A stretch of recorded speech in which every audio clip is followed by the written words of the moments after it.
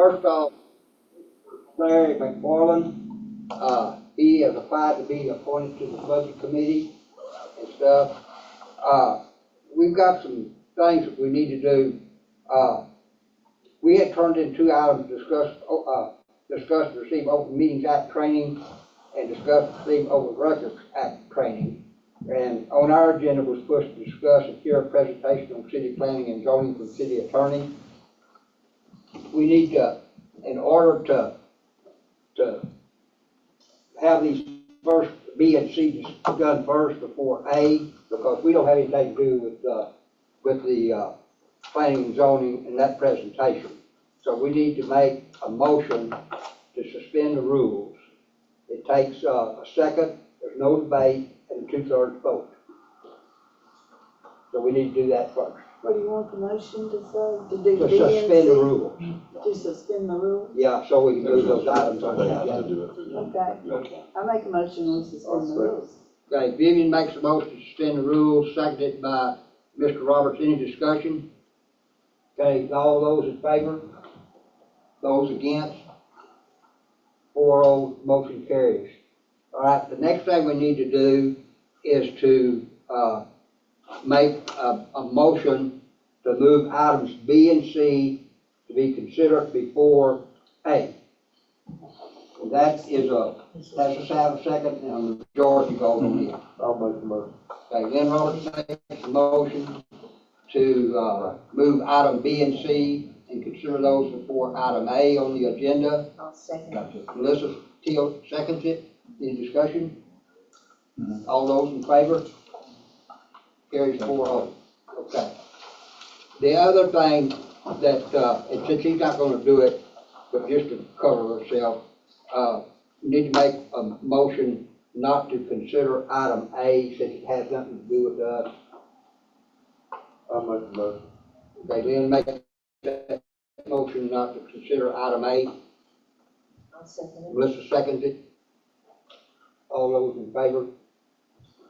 Okay, 4-0 passes. Okay, so we're ready to go. My understanding is that we're missing some P and Z members, is that correct? Missing one. How many do we have? We have 3 here plus me, chair. Oh, so you actually have 4. No, I have to have 4. Well, the bylaws currently say 4. Oh, no. Because I don't count currently under the bylaws. That's what we were talking about. That's what you're going to change with the city council, but Oh, okay. yeah, I was just doing the math. right now in the bylaws it says a minimum of 4, not counting me. Okay. So if that's the case, we'll hold off on doing the P and Z presentation. I'll focus on doing the Open Meetings Act and Open Records Act training, and then we can adjourn from there. Okay. I'm gonna take your spot, Sarah. I'm sorry to kick you out. I'll just say if you emailed that to me, I could make it go on screen too, but.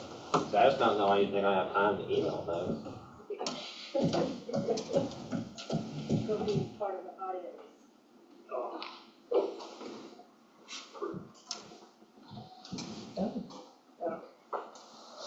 There we go.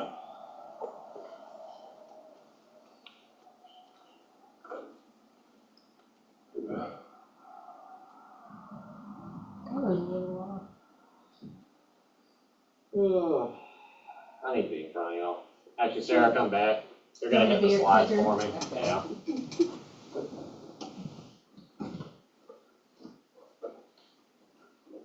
You must have had a long day today. It's been a long 2 weeks. I was up at 5 yesterday, and I got home at 10, and I was up at 5 today. I don't know why your phones are all weird. That's fine. I get up at 5 or 4 every morning and go to bed about 10. I'm with you. I won't go into details. So, my name is David Morrison. If y'all don't know me, I'm the city attorney for the city of Gholson. I'm one of the attorneys at the Diaz and Wright law firm.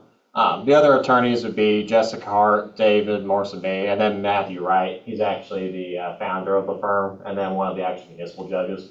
I've actually been recently upgraded to an associate judge. I just haven't put the new title on there, so we actually do work in Rosebud, both of us now. I know most of y'all know me, but just in case someone did, I'm just gonna let y'all know. Keep going. The main reason to be here is this is just a chance to go through the Open Meetings Act and the Open Records Act. Fortunately, I've been kind of updating this a little bit over time, so there will be some new things for the people that have seen this 5-6 times already. So Billy, you're not going to be completely bored towards the end. I wasn't never bored, I always learn something every time I watch this. I've been learning more, so we're going through. Really want to go back real quick. What we're going to be doing is municipal law is really defined by two different things. It's the Open Meetings Act, which basically is a law that requires municipal meetings to be open.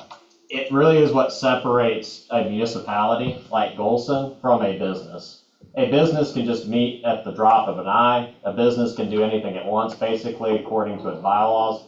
Cities have a lot of restrictions because y'all deal with taxpayer funds. Because you have that extra burden of carrying the taxpayer funds and actually doing things that are important not just to you but to the city, you have to be open with the public, and you are restricted from doing things behind closed doors. There's also a big process to allow open records. That way people can actually gain access to them. My stance has always been that they are y'all's records. I just have to make sure I can get the procedures and stuff to make sure that we're not getting in trouble. And so I've tried to always make sure we get those out to people. There's just limitations what the act requires, and sometimes I just don't know what people are asking for. So hopefully going through that will allow y'all to ask better things so that we can get records to y'all quicker and easier. So keep going. So this is actually from Ken Paxton's Open Meetings Handbook. It establishes the purpose under the state of Texas for the Open Meetings Act. I'm not going to read that paragraph. Really, the main thing you need to look at is that the Open Meetings Act holds public officials accountable. And that's the statement from your Attorney General. That is the stance of what this law is supposed to do. It holds everyone accountable, not just the city council, but y'all on the boards, anyone doing something in a city function. That's key. You're going to be held accountable. Keep going. Keep going. One more. So the bottom line of what this act really means, and we're going to break this down slowly because there's a lot of parts to it, but a governmental body's meetings must be open to the public unless a statute expressly permits an executive session. So we're going to break down what a meeting is, we're going to break down what an executive session is, we're going to break down all those little words, but that is the basic takeaway from tonight on the Open Meetings Act. Must be open to the public unless there's a statute that says you can not do that. And it has to be expressed. Can't be wiggle room or anything else. There are statutory exceptions that I actually have to look at. And I've told other councils, that's not an exception. Can't go back behind closed doors for that one. That's not going to work on that one. You're going to have to tell the public what you're thinking. And that's what it's designed for. Keep going. So we're going to break that down. We're going to start with what is a meeting. And you're going to hate me because this is way more complicated than it needs to be. And before we get to there, we're going to go to what is a quorum. Now, a lot of people that do businesses, you might have heard that word and know what it is. Other people, this might be the first time you're seeing something that starts with the Q and U, and I'm very sorry I have to be the one to introduce that to you. Keep going. So, quorum. That's the minimum amount of people required to be present in order to make decisions. Businesses, cities, legally we consider them people, even though they're made up of different people. And in order for that person, that legal fiction to exist, you need to have enough individuals there to form a rational decision. It's a different amount for every different body, and businesses have a lot more latitude. They can do a quorum with one person, and then that person just sits there in a little room, holds up a sign, and says, I'm here, I'm going to make a decision for my business. Cities, you have to have in boards a certain amount of people.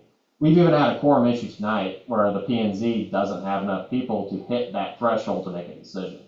That's why it's important when a meeting is set that members show up, because enough people get lazy, fall asleep, they hit the snooze button. It stops up the city from being able to do business. And in the past, a lot of the problems Gholson's had is because of quorum issues. Someone wasn't able to make it because they had a life event, they had a birthday, they had a business thing. They missed that meeting, broke that quorum, and the things that had to get done in a timeline got shoved off. Open Meetings Act's general definition of a quorum is where a governmental body is together, where public business is deliberated or discussed. So that's going a little bit further. Now we're getting more into the Open Meeting Act basics of it. when you have a certain amount of people and they're discussing public business, that can form that quorum. And we'll go into a little bit more detail on how that's going to fall into place, and you'll see a little bit of the pitfalls that come from that. Keep going. Just to break down for Gholson. So in Gholson, since y'all are a type A city, for the city council at least, a regular meeting quorum is a majority of the council members, that's 50%. Special meeting, that's any time that they're meeting outside of that regular meeting, or they're doing something for taxes. That's where you get to the 2/3 amount, that's 4 out of 5. And then boards and commissions of the city, that's established in the statutes, so the ordinances that create y'all. So the budget committee and the planning and zoning commission, y'all both have a different quorum amount based on the membership amount. So you should have a copy of your bylaws. If you don't, get with Sarah, you can get a copy of those. It actually establishes how many people are in your commission or committee, and it establishes what those quorum amounts are going to be. So if you don't have it, get with Sarah. She's going to be happy to get that to you. And take a look through that, because that's where your foundational document, your rules come from. Now, y'all can't amend that document. It can only be amended by the city council, but you can always make suggestions to the city council. In fact, the budget committee made a couple suggestions, which are really good, and they'll probably be going to the city council next week. So if you're interested, come look at those and you'll see a little bit of what y'all can do in the future. Next. Common quorum pitfalls. This act may even apply when a quorum is not present. You might be thinking that seems kind of weird that you might have ghost quorums forming up. Usually I think where we're going with this is the walking quorum, so keep going. Yep. So this is something that catches a lot of people, and it's really easy to do. And a lot of the time it's an innocent thing that you don't realize you did until you call someone on the outside and they realize that you have screwed up. Usually that person's me, because I'm always scared of this problem. So here's what a walking quorum is. You have a council member, and he gets this bright idea that he's going to hike the tax rate up to 80%. It's going to be really popular. I think Gholson would really love that. Billy would definitely be about that, having an 80% tax rate. Am I right, Billy? That's right. There you go. So, council member goes to another council member, and he says, hey, I want to increase the tax rate to 80%. Person says, you know what, that's great, I love money, I'll vote to pass that. Then, council member A goes to council member C, and he says, hey, council member B and I think it would be a good idea to do this. Council member C goes, well, council member B is going to do it, I think I'll vote for it too. Well then, council member A, he's not done breaking the law just yet. He's going to double down. He goes to council member D and he says, hey, let's vote to increase the tax rate to 80%. And council member D says, okay, let's do it. Well, understand, they've sat there and one by one, council member A has gone, found a position he wants to do, and he's gotten people on board. He's trying to get a decision so he can start moving things in the city. He's doing this probably not because he wants to, break the law or anything. He just wants to get things done quicker. What he's actually done is he created a meeting. He got a quorum present, and they started making a decision. And members of the public, they didn't get to hear those conversations. They didn't get to participate. They didn't get to say, hey, that might be a bad idea. Walking quorums are usually innocent mistakes, and when they form, it's a meeting that forms without the public, and you're breaking the Open Meetings Act. That is one of the issues, is that you can't talk to your other P&Z members, your budget committee members, unless you're in those meetings. And the magic number is that quorum number. And it can form even if you're just doing a one-on-one, because they can go into another one-on-one conversation, and it forms up over time. Important to understand and know, because you can participate in one of these and get involved with it and never know until it's too late. Dave, I got a question. Yeah. Would it, like, say, Kevin or whoever is the chair of the budget committee, does that count if you were to try to find out, have you got anything you want to put on the agenda? Just that question. No. Okay. This applies to people that are making decisions. Okay. And that's a good point to make. Yeah. There's certain communications like forming meetings. People, the community, it's not really a public decision. It's not going to really impact them. Picking a date for your budget committee to meet or what issues are going to be on there, as long as you're not discussing them, that's not going to prejudice people in the community for being able to discuss those issues. However, you have to be careful, and I'll give you an example. I had a city council mayor who texted me and all the city council members recently, hey, this is gonna be the issue tonight on this thing, and, we're gonna meet at 6:30. I said, stop using this. Nothing had been done yet, but because that communication was formed, I knew that they might start talking about it. That's why I always try to discourage doing that, because you don't want to set up that situation where that innocent mistake can occur. So like, for example, changing a meeting date before it's published, or changing a meeting date before it's posted is okay to make that kind of communication with? Okay. And oftentimes what you might do is have Sarah help involved with that, Yeah. and then each person responds to Sarah only. I've done that quite a bit for myself, because we're removed from that decision-making process to a large degree.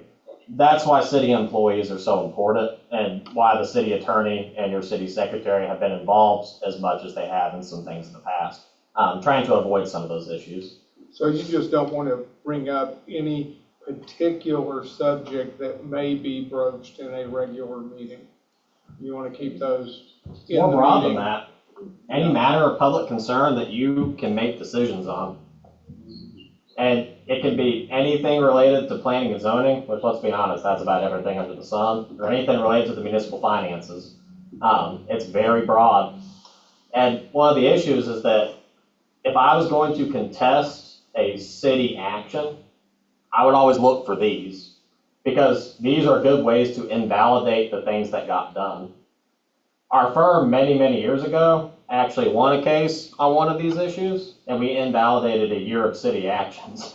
And their police chief got fired, and they had to get rehired, and they had to redo a year of their work. That's the kind of stuff that this can create. Next. Also, a vacancy on the board doesn't change the amount of members needed for a quorum. It also doesn't matter how many people you have showing up. So it's not that you have a majority that night, it's that you have a majority of what your total number is. So for P&Z, I believe that's 7. That's why you gotta have those magic number of 4. I think budget committee, y'all are 3 minimum, but now you're at 5. Will be if they appoint Mr. McFarland. Okay, you have 4 right now then, right? 4 right now. So if you have 4, does that include you? Yeah. Okay. Nobody's been elected in any office yet. Okay, so that means your magic number is 2. Yeah. Yep. So that means that for the budget committee especially, any communication right now between just 2 of y'all can form that quorum. That's kind of dangerous. I see why you want to get to 5. That's a much better number. Keep going. So now finally, after we've gone through quorum, what is a meeting? And we've gone through a little bit of this, but really think of 4 different bullet points. A meeting is anytime you have a quorum present, anytime you have discussion of public business and authority over the subject, and then you have government members participating in the discussion, and the government calls and conducts a meeting. So, quorum present, your magic number's hit. Some way, somehow, it's either 4 or 2 right now. Discussion of public business and authority over the subject. Anything related to the city and something you have control or some amount of power over. That's going to be really broad, especially for planning and zoning, because that's most of what the city is y'all's job. Participation. That means somebody says something or does something. So think of it like this. You're in a group of 10 people, and there's a quorum present, but there's also people that aren't on the Planning and Zoning Commission. And they're over there talking about something that's on public business, and someone decides to chime in and argue with them. Now they're participating when a quorum is around them, even though they're talking directly to someone in the community that's not a part, and they're starting to form that meeting because they're discussing that, and they're announcing it, and they're saying it, and they're calling that meeting. That's the kind of things that get you in trouble. And people will see that. And they're always looking for that number. And it's difficult and it's always dangerous. That's why if you see a conglomeration of city council members and you see me do something like this, I'm saying get away. I don't want all of you around me hovering because it's going to look bad. So it's better just to not say anything until the gavel drops. Yep. What was your question? That was basically my question. I've been to some meetings that they're talking business before the meeting ever starts, and I knew that wasn't right, but it happens a lot. Yeah, and there's some unavoidableness in a small town. The issue is that you have to do a better job and hold yourself accountable and keep that away. I do my best to go in and clobber those out, and especially when it's on very specific touchy issues. For instance, that data center going in some cities, that's been a really big hot button issue. That is not the time to go and start discussing this with all your friends, because the data center is watching, and if you try to do something against them, that's how they're going to attack you.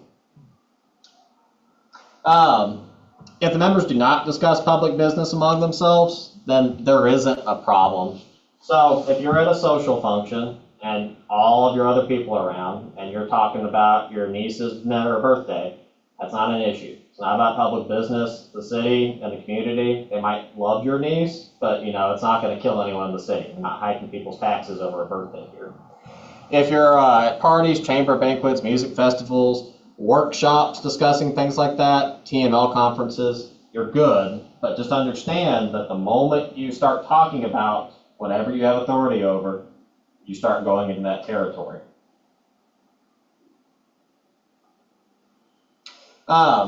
Written communications. A lot of people get frustrated because they have to come to these city hall meetings once a month, and they have to sit here and actually talk about it. And there's work that could be done in the meantime. And people go, gee, it'd be easy if we could just take this document, I'll edit it before we get here. We've all looked at it. We can get through this so much quicker. I agree with everyone that's frustrated by that. It would be a lot quicker. However, the elected officials said, nope, that is closing it off and opening things up to corruption. So if you have written communication between members, you can still get into an Open Meetings Act violation. If you're ever going to have a written communications between a quorum of people, so, 2 budget committee people are working on a Google Doc thing together. That's what I'm talking about. Understand that to not violate this law, it has to be in writing, posted to an online message board that's viewable, searchable by the public, and displayed in real time and online for no less than 30 days. I don't think the city has any platform other than Zoom that does that. Technically, I don't even think Zoom does that, does it? no, it does not. Because it's not going to display for 30 days. I don't think so. I mean, maybe YouTube comments would, but That's about it. that's a stretch. So the city doesn't really have the technological ability, is my understanding, to do this. If someone wants to and finds something that works, more power to you.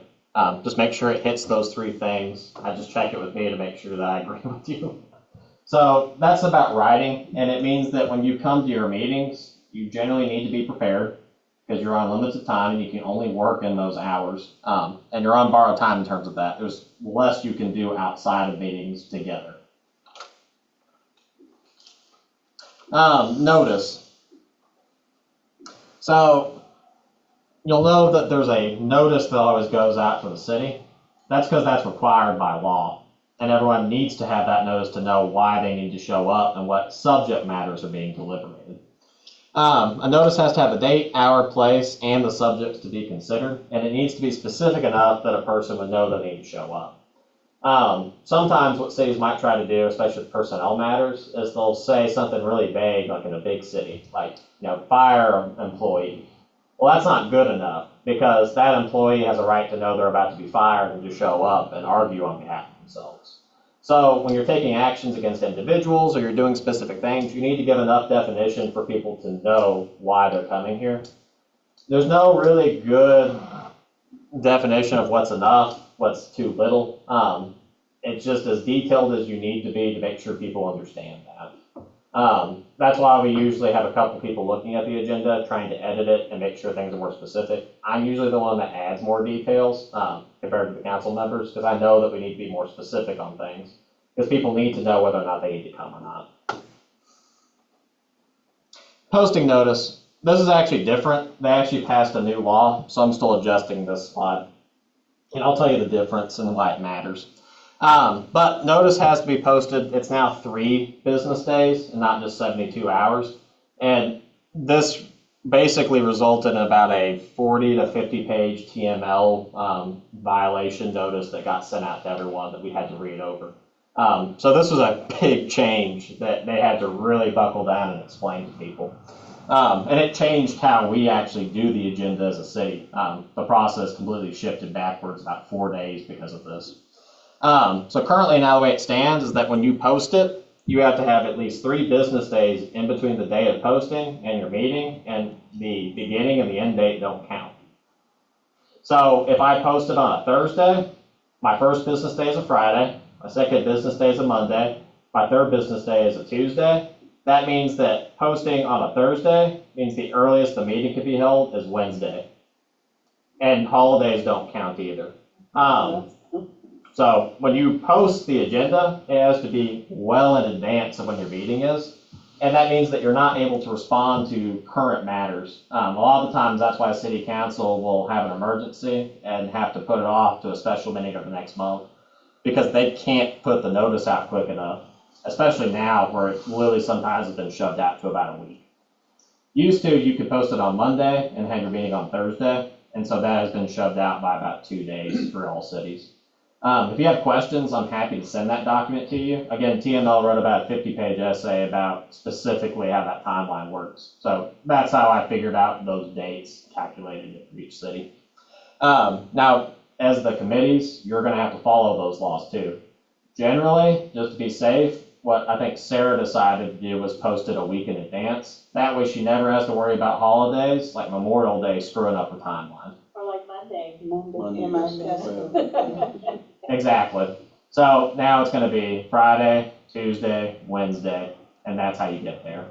And that was a post today, I believe, correct? Yes. So doing it about a week in advance and accounting for those is going to be a best practice going forward. Unless you really care about calculating that, more power to you. Emergencies, you can do it 2 hours before a meeting. None of the committees will really need to use that, I imagine, because y'all just have suggestive power. But the city council, I think, has had to do that once.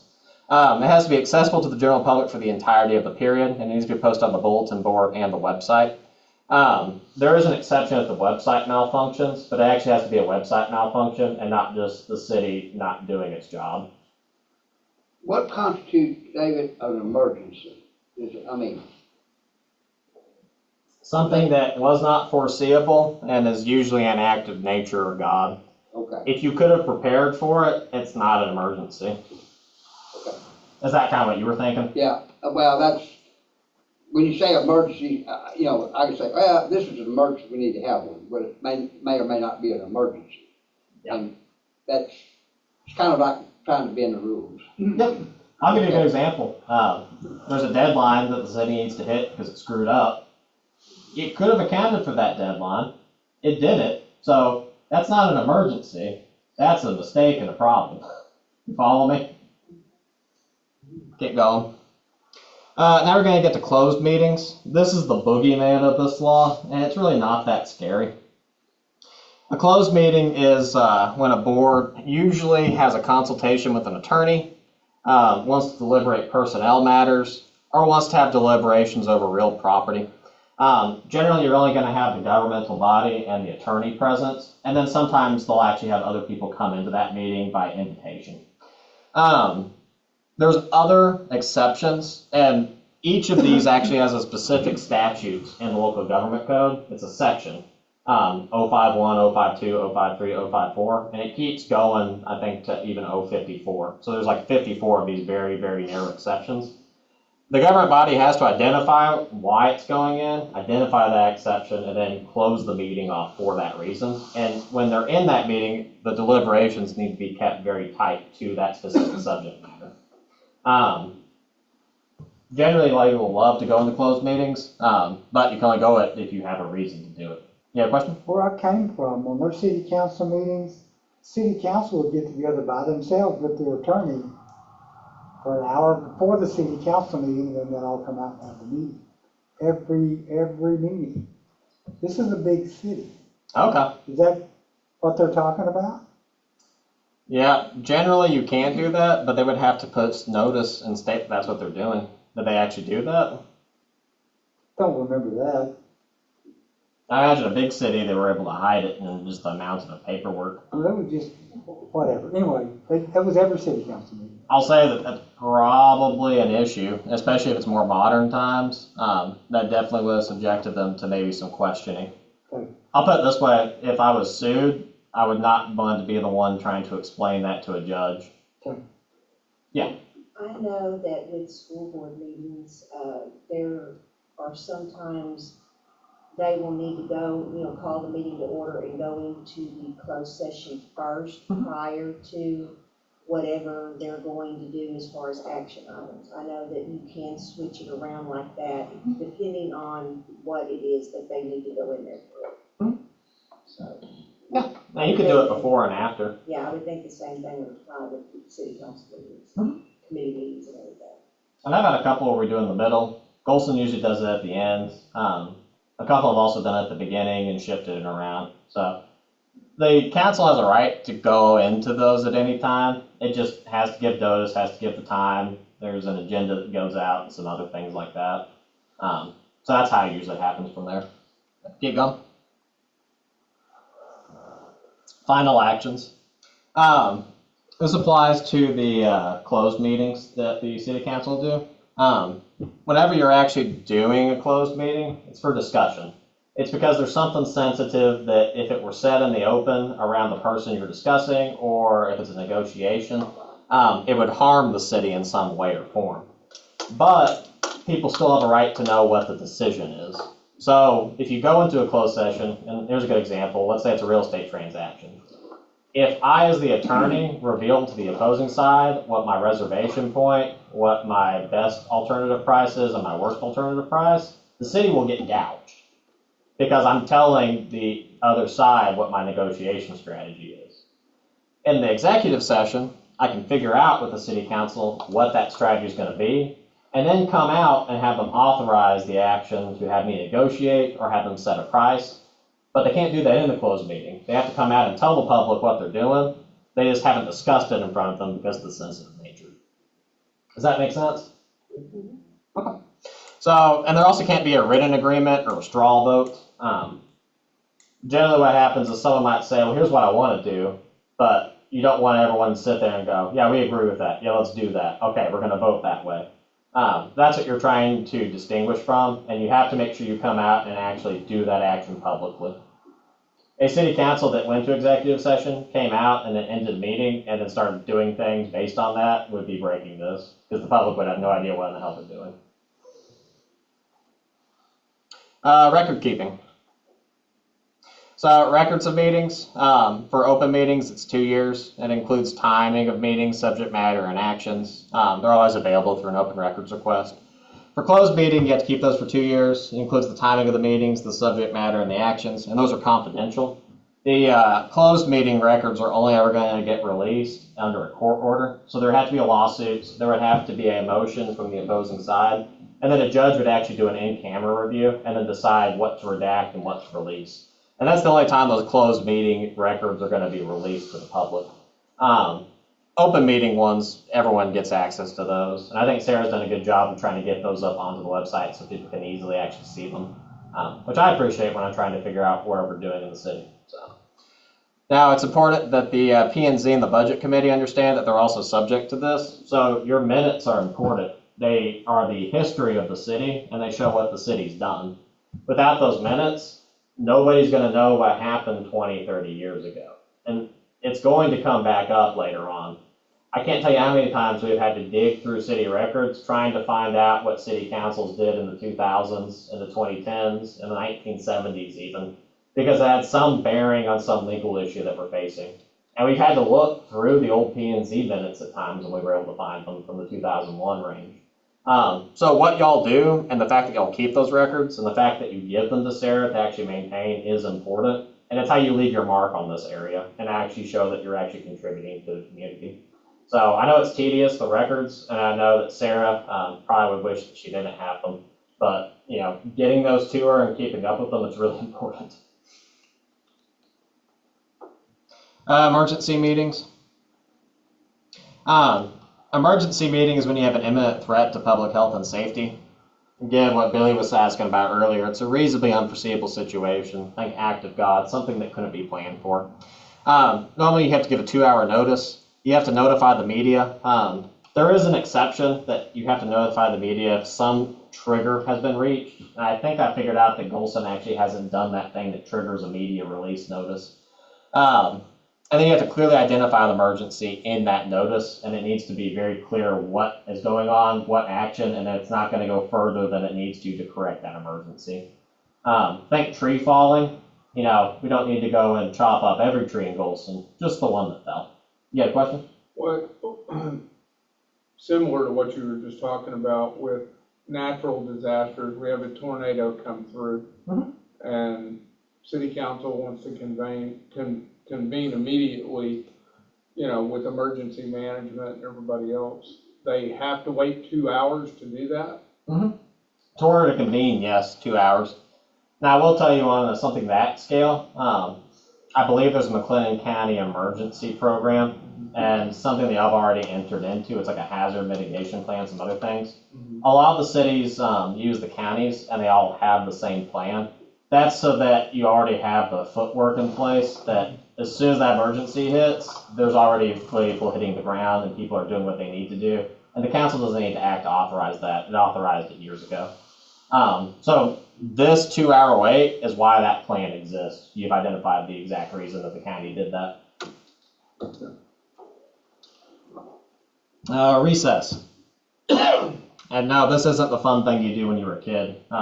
This is usually something that's done because you're still up at City Hall at midnight and you want to go home. So if you had to call a recess because your meeting's just gone too long, it's going to resume the following regular business day. So if you call a recess, understand that the next day, despite your job and your family commitments, you'll be back up here at City Hall. I don't think anybody likes doing that. That's why recesses don't occur. A recess has to be made in good faith and not to circumvent the act. I can't call a recess an hour into the meeting because I'm getting screamed at by someone in the community, so that I know that, hey, he's going to be at his job tomorrow. He won't be here to keep screaming at me. That's going to be in bad faith. I guarantee you that person screaming at you is going to relish the opportunity to make a big deal about that. So understand, you might be screamed at it now. It's better than breaking this law. Keep going. Is that an actual law? Yeah. And that's because city councils love doing that. They were able to take what might have been a very full packed meeting and turn it into an empty house.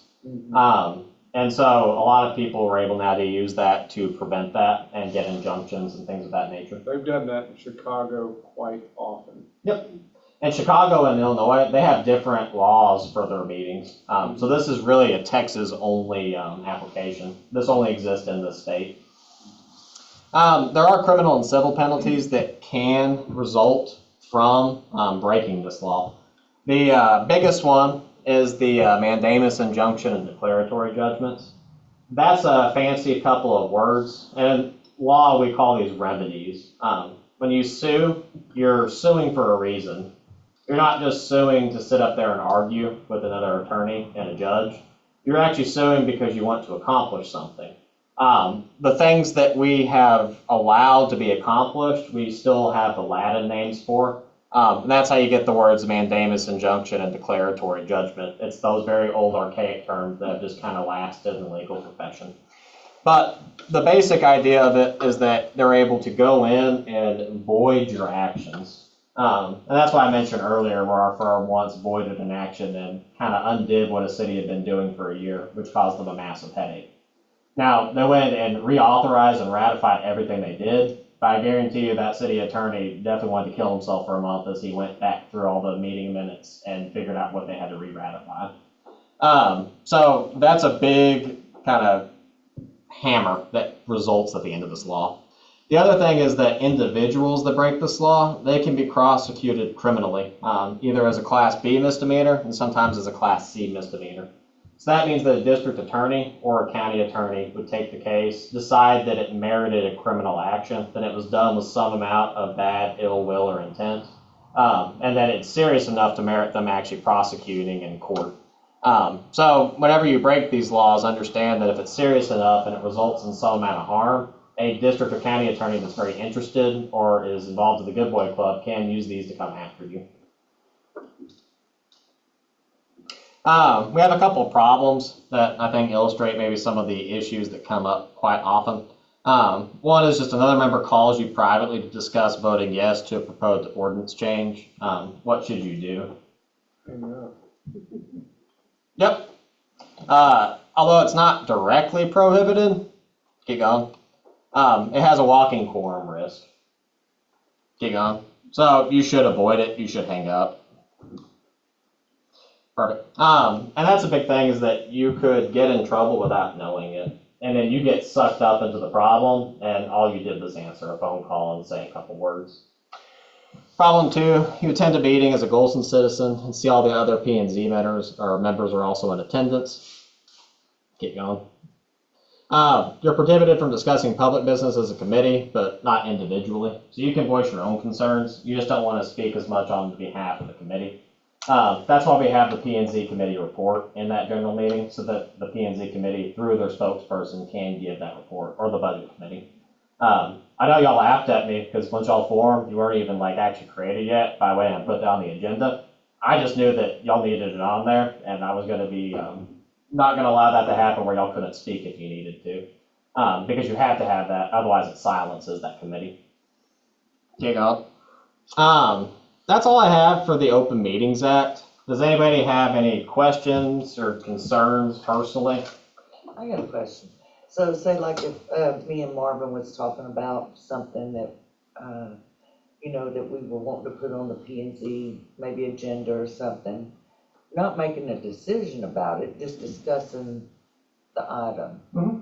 Is that a walking forum? It can. Okay, so just not say anything out of meeting. Yeah, because think Just about try it. the best. This ordinance change right here, it should be 3 instead of 2. Yeah, I agree it should be 2.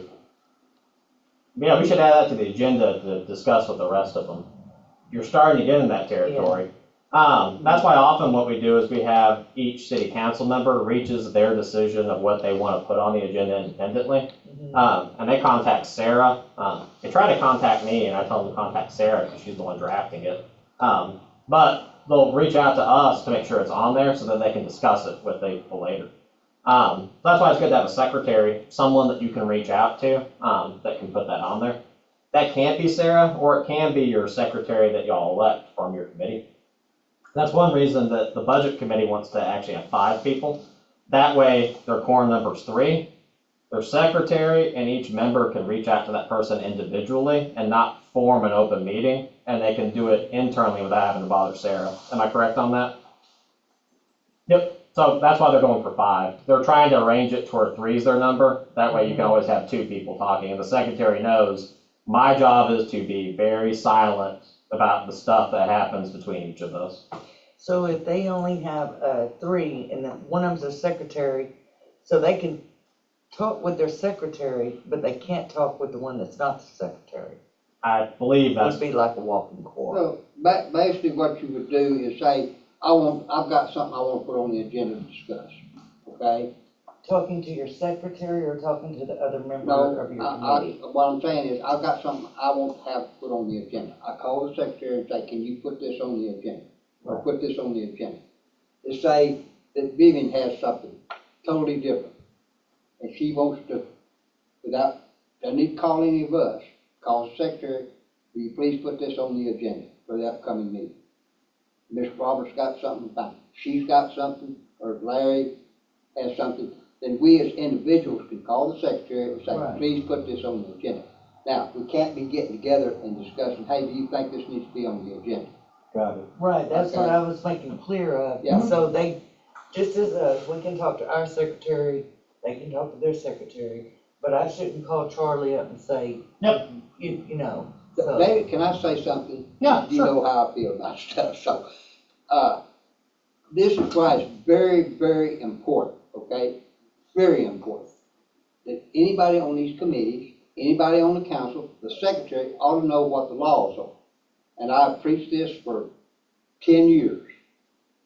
And I just kind of get stonewalled away. this, because if you don't know what the laws are, and you don't know what you're supposed to be doing or how to do it, you're gonna make mistakes. And it could cost you dearly in the long run. Well, I understand the secretary should know the laws, but how is she gonna keep members from talking to each other? I mean, she's So I'm not talking about keeping somebody talking, no, I'm talking about, as individuals, we ought to self-educate ourselves as to what the laws are that we are governing us as a board, or as a committee, or a commission, That's why I was or as hoping a to council clarify member. it for me. That everybody, okay? Because when you don't, you make mistakes and you end up in hot water. And you get everybody upset. So Because there are people out here that know what the laws are. Yes. But Okay. isn't that what we're doing right now? And Billy's just talking at large. I'm just clarifying that walking quorums. And, you know, if you've only got us three, and he can't, you know, we can't sit around and talk about and make decisions. Well, your number is 7. So your quorum number is the halfway point. Yeah, So your number, I believe, if I'm the just saying, average like, if I 4, call him up on the phone, or I go over to his house, you should avoid. but I'm doing not that, a yeah. secretary, I'm just as, like he is, so that's a walking quorum. It can be, yeah. And that's why you want to wait till your meeting. Okay. And that's why you reach out to your secretary. You keep those communications isolated and very simple. Then you get to the meeting, you can hash out whatever you want as soon as that gavel Right. hits. Does that answer your question? Well, I just wanted you to clarify it for me, yes. And we are saying we're saying the committee I already know where you leave. secretary, we're not necessarily saying the city secretary. Yeah. Two City secretary different is excluded entities. because she has no power. Right, But what you have, Charles, is your secretary and say the budget committee secretary, whoever it might be, these groups get in touch with their secretary, then that secretary gets the information to Sarah. Okay? I just wanted to verify, we were Matter throwing of fact, the even the secretary secretary around. for each group do their own agenda up and just give it to Sarah. And let her have her posted. Let her figure it out from there. Yeah. And y'all can figure out how y'all want to do that and work with Sarah. I actually left y'all's bylaws very open because I figured that it was better for y'all to figure out what works for y'all than it was for me to write some large regulation that might not work. So talk with her, figure out how y'all want to run and operate and see what works and what doesn't. Any other questions on open meetings? Okay. With that, we can go straight into the Open Records Act. This is again from the Texas Attorney General. The reason I put an S up there is this is Ken Paxton's stance. Up until he, I guess, is no longer Attorney General, probably later this year. Main thing I'll reinforce is that government bodies shall promptly release requested information that is not confidential by law, either constitutional, statutory, or by judicial decision, or information for which an exception to disclosure has not been sought. So that's the main thing to keep in mind, and we'll break down a lot of those words and things like that. Keep going. Request. So Open Records Act, it's a very specific law, states that the cities, governments, courts, anything that's governmental has to have all their documents open to the public and releasable for disclosure. The reason for that is that, and this also goes back to the Open Meetings Act, back in the 70s, 80s, and 90s, there were a lot of cities that were doing a lot of shady deals, backroom things, and hiding all their records from people. And so there was a lot of fraud that ended up leading to these two different laws. A request is something that's in writing, and it's request something that exists. That's key. If you come up to the city secretary and you start telling her orally all these things you want, you haven't made a request.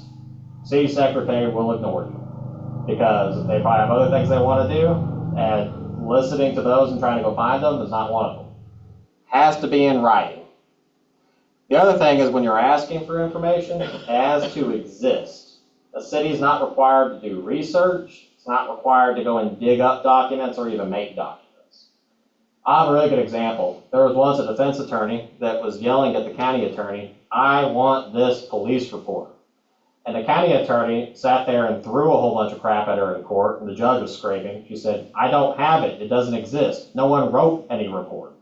I only have to give you what exists. And, an hour later, the judge finally threw them both out of court. But, that's how this comes into play. Keep going. Let me ask a question, David, on that. Yeah. I'll be devil advocate. That's fine. Okay.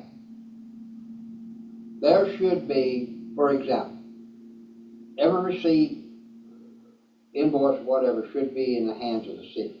Mhm. Now, what about if somebody doesn't turn those in?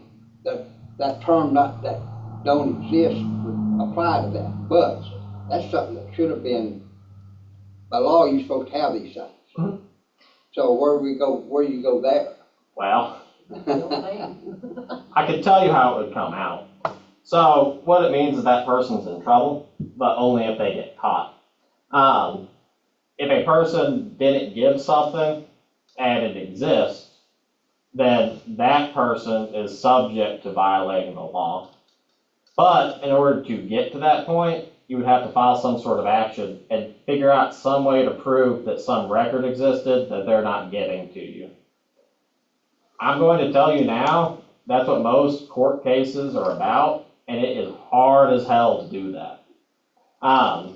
Unless you have some sort of gotcha moment to show that, you're probably not going to be able to get there. But in terms of the city and what you're expected to do and what I expect of you is if there's a document and it's been requested and it exists, it's got to be turned over, even if you don't like what it is. I've had that conversation before. It exists, it's been requested, it can't be preserved, there's no exceptions, it's going out. And you've probably seen the ones I'm thinking about on Facebook. Can So- it be a confession? In what way?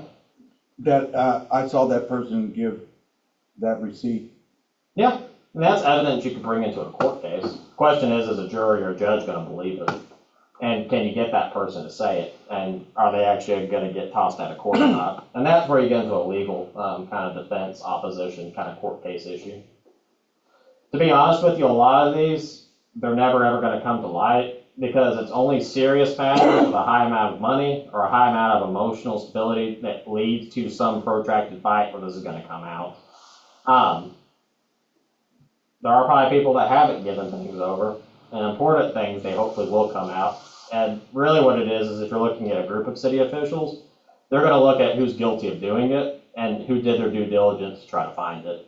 So for instance, if I send something to a council member that says I need X, Y, and Z, and they hide Y from me, it's not going to fall on me. I'm pushing it off on them because I told you to give that to me. So, when it comes to records, all the records that are within the city. Yeah. Us being on a commission, do we have access to that commission, of that? Or do we, say if I wanted to request a record from being part of P&Z, that's part of public records or part of the files, do I have to fill out a request to be access to that, or can I just walk in here and be accessible? I think there's a records policy in each of your bylaws. If you're a city council member, you actually have free access to every single record the city has, even the closed agendas. Y'all will have access to things that are relevant to you, and really what you would do is go to Sarah and she'll help you get those. You don't need to do an open records request. These are reserved for individuals. As a committee, you should be able to work with Sarah to get the things that you need. Do we have to prove that it pertains to us in some sort of way? Not You can do it really. with Sarah. Just argue it out with Sarah. Yeah, if Sarah doesn't want I to give it to you, want she has a it, you reason. can't have it. Yeah, that's between y'all. And I'm not gonna get involved to a large extent. That's y'all's squabble. Not that that would happen, but like hypothetically, if that did happen, could they turn around and then as a citizen submit an open records request? Yes. I just don't do them for your budget, because then I have to go and respond to them, and I'm busy enough as it is. So I mean, try to work it out. No, I don't imagine that. Like, you get access to them, it's just when you do the open records request, I have to take a look at it, and it kills me. Here's misconceptions that we get all the time, all over the place, and we all hate. people ask us for opinions. Why did you do this? Why did you reject my petition? Why did you come in and use this law? I don't have to answer that. That's not an open records request. I don't have to sit there and write a treatise on anything. What statute did you do this under? I don't have to quote it. Now, if I have a printed copy of it and it's attached to the denial or something like that, sure, it goes with it. It's a copy. It exists. But, you know, when you make an open records request, you're looking to get documents. You're not looking to get opinions and things like that. The other thing is creation. You know, I want a list of all locations visited by an employee. If an employee has sat down and kept their location records, then that exists. You get it. If they have to sit down and make that because of your request, not happening. It doesn't exist. Explain to me why this event occurred. This is a creation question. You know, explain to me how this happened or how these things occur. That's not an open records request. You can get all the documents around it to form that opinion, but the city or the state or anything else is not going to sit down and actually respond to those types of things. What if like you, which we don't, but one day we may have a city vehicle, and a lot of city vehicles have GPSs on. Can you, if the record of that GPS is kept, that's part of that? Yes. And people have asked, for instance, for our video camera. And so we had to go and pull that. And those videos have a large amount of data. I think it actually filled up Sarah's laptop, if I'm correct. So yeah, no, anytime the city does something and starts keeping records, that's dangerous because it's going to have to be able to get them and respond to open records requests about them. So the more data you have, the more problems you're going to end up having. Just from the procedural standpoint of actually keeping it, retaining it, getting it together, sending it out, who's going to put it on the flash drive, those kinds of things. And that's the kind of things that kill me when people do these requests. It's that kind of small, nitpicky stuff. Now, one of the big words in there, and that's one of the ones that was in Ken Paxton's thing, was bolded. It's the word promptly. I've actually learned a lot more about this word in the last year or two than when I originally gave this presentation. This is actually new. There's a big misconception that prompt has a 10-day timer.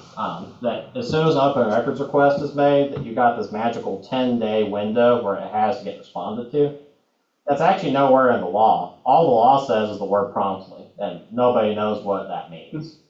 The reason people use 10 days is because a city can always make an attorney general request about whether or not it can redact or withhold a document as some sort of confidential document, but only if it does it within 10 days.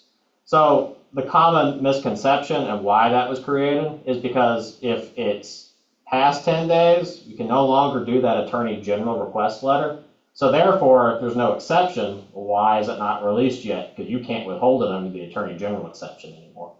So a lot of cities, and you'll see Gholson still uses this, do use that 10-day deadline, and it's business days, because it's neat, it's clean, it gives us a calendar date, and then we can work and kind of organize things inside that. What promptly really means is that it's just as soon as possible, under the circumstances, that is within a reasonable time without delay, and that's actually from the statute. That's going to be different for every situation. Sometimes, if it's a huge request, it could be months. Other times, if it's something really quick, I think Sarah's printed something out in minutes and given it to a person. Am I correct in that? Yeah. Other times, it can take a couple days to process. So it's without delay and everything else. Does anybody have any questions on that? Yeah, so is the 10 days, that's just a city rule, but state goes back to the reasonable time. So which one supersedes the other? So it's not a city rule, it's an attorney general statute rule from the original act. It's the attorney general request to withhold a document. You have to do that within 10 days or the attorney general can't review the case. It loses jurisdiction. I got you. So it just, I see what you're saying. Yep, that definition comes from the act, and that's a specific part of the act that a lot of people have just kind of commonly equated to a timeline. That's because it's neat. I mean, 10 days versus promptly. What are you going to use? Yeah. You know, I've seen quite a bit of legal documentations come from attorney's office, and they'll say you have 10 days to respond. Yep. Yeah. And that's because the Attorney General's opinion, and it's a commonly used rule, and we Right. still use it, even though it technically isn't right, because it's neat. But is it actual law? Or do you fall back on, because like you're saying, David, words mean things, so are you falling back on the reasonable time and just using the 10 days as a general rule? Or am I misinterpreting? Because it's kind of like the word copious. What the court's gonna look at is, did you do it as soon as possible under the circumstances? That is within a reasonable time without delay. So if it was 12 days and you can prove that was a reasonable time, then you're all right. Yeah, the issue is that, do I want a judge making that determination for me? Or can I use some bright line rule to, make Right, people right, go away? But if it does go over 10 days and you can prove that, we did it, that was the reasonable amount of time, 12 days was our reasonable amount of time, then you're all right. And this is why small cities get a lot of latitude on it. Mhm. Because you usually have one poor individual doing everything. Yeah, I just know that in the last year, we've probably had copious amounts of open records at request. And I try to meet them. It's just, sometimes it hits in bad time periods. When it came in the middle of my murder trial, I was not happy. Now, one thing about open records requests is they're not designed for phishing. You're not supposed to be able just to dredge up any possible thing that may be related and start digging through it. A governmental body can always ask a requester to narrow or clarify a request, and that's done so that the city can actually ascertain what is being asked. They can get the actual document that they need. One important thing is, a government body can ask why the request is made. Now, I'm a very smart individual. I oftentimes know why the request is being made. I just can't ask, and I can't use that as a basis to deny.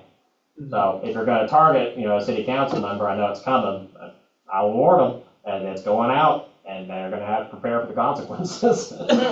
Yeah. That applies to y'all. So, anything y'all say that it's stupid and someone can use to embarrass you, understand as a government official, they have the ability to get that and to use it against you. And that is the harm of being in office. It's the burden y'all carry. Time for requests. If there is a request for clarification, it does stop that clock on that reasonableness. And that person's going to have 61 days after to send in that clarification, or it gets withdrawn automatically. So there is a dance between the city and the person responding about how much it can be clarified and narrowed, where the deadlines come, and things of that nature. And they can get very confusing, as Billy can tell you. 61 days, man, that's a long time. Did you get my little map? Which one? Did you get my little map? Map? Yeah, Talk about for the trees? yeah, No, I don't think it exists. yeah, it does.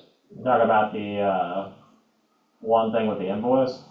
No, I'm talking about that piece of property that you kept telling me you couldn't find. Yeah, I don't think there's any records for There it. it is. In the city? Clinton County McLean map, County.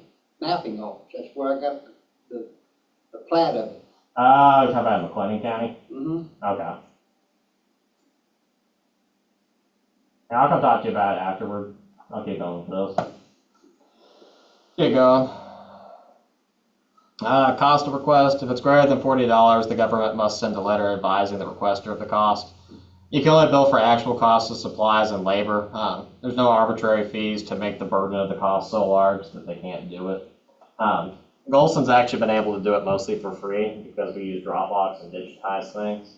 A lot of cities might have arbitrary $15 fees and things like that, and I've tried to discourage that because you're really just supposed to bill for what it actually costs to do. Do we bill? We don't usually have requests that require it. The only time we've had to bill is when people need to bring hard drives to put data on because it was so large. Because if I could do it via Dropbox through downloadables. So you recommend that we don't do it? Well, I can't bill on the Dropbox thing because I've not given paper out. Well, I can't bill for digital data. And also it's... I think we charged one time, and this has been back in about 2020, when we had a request for all the documentation, contracts, invoices, estimates, or proposals and stuff. It ended up being about 196 pages. And we did charge 10 cents a copy. I think it was $19 and something, $19.60. But if But we it, gave the person the money back when he turned the stuff back in. That's nice of you. but the reason I'm asking that question is if it becomes a regular burden on the city, because you got a one person sitting here doing that open record, or always getting those open records requests, or doing that, the city has to pay that person. That's a cost. And you can bill for labor. The issue is you have to create an invoice that states how much labor is going to cost, what's the estimate, and then you have to give that person the ability to pay before you do it. Say that again? You have to create an invoice and send it to the person that says this is going to take 40 hours of work because we're going to have to look at each page for 1 minute and it's this many pages, and so you're going to have to pay this amount based on this amount of review and work. And I can't just do an arbitrary fee. I can't say, oh, let's just make it 50 hours and charge 500. They won't pay that. I have to justify it, and there's actually calculators and things to use to do that. But you, as an attorney, do not recommend the city to do that. I assess each one independently. I haven't really found any that I thought needed it. Okay. And part of that is because my view of it is it's your information. So the city can help with that and bear a lot of that anyway. So I've done a very, liberal interpretation of it compared to a more conservative version of it. Okay. And that's why I have the city doing more than it needs to. But that's just my view, is it's open information. Y'all should have it. And so I try to get that to y'all. Withholding, it has to be authorized by statute or common law. The best practice is to research each redaction, then provide a citation to the source. And you have to include an OAG letter in the response to be valid. That's a specific exception letter that they put. I don't know why theirs is better than anything else I could write, but it needs to be on there. A lot of the times, the things you're withholding, it has to be very specific things.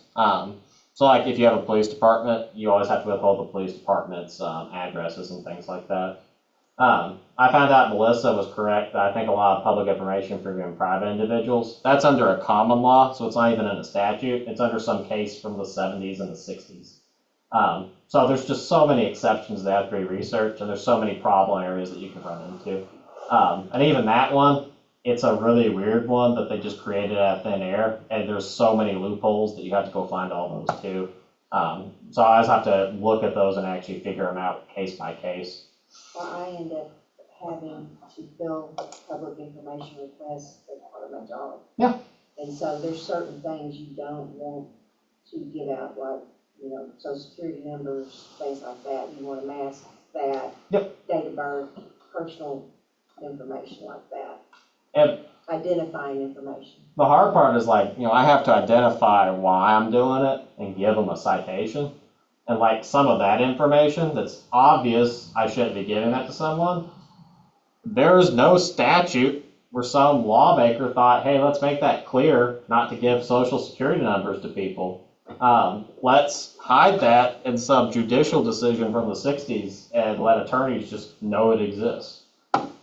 So that's how chaotic all this is. You actually have to go and find very narrow, weird things, because that should just be in the law. Yeah. And when you search that, it's not there. Keep going back real quick. If it's not authorized by statute or common law, then the Attorney General opinion is the only way to withhold it. That's why that Attorney General opinion, that 10-day deadline, is so important. And that's why when people request things, like Tim Paxton goes and requests something from the Travis County District Attorney, he went and tried to get an open records Attorney General opinion, things like that. Let's forget the fact that he was requesting an opinion for the person requesting things from him. But that's why you would do something like that. Go next. There is the possibility of penalties if you do screw up this law and you do it in a very invidious way.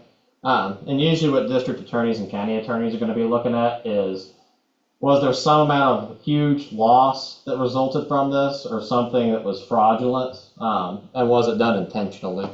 So you have one thing for failure to provide access to public information. You can have an issue for disclosure of confidential information, and you can also have an issue for destruction of public information. So those things Billy mentioned earlier about people not giving things, destroying them, that's how this falls into. It's just a district and a county attorney. They're not going to care about Gholson unless someone did something really horrible and terrible. Best practices. Try to respond within 10 business days and calendar that immediately. So that's the first thing I try to do is when Sarah says we get one, I look at what our business day deadline is, and I know that that's kind of the avenue of what we're looking at trying to get it done by. Digitize requests to save on cost. If it's digital, then really all you need to do is look at the labor amount. It's just there's so many steps you have to do for the labor. You shouldn't use that unless it's really going to be a lot. It's not like the city can just arbitrarily do that. Because if the city just started arbitrarily charging costs, then they could lose in court and then run into a lot of issues. Respond with a letter that has the request, the documents, and any legal reasoning for withholding.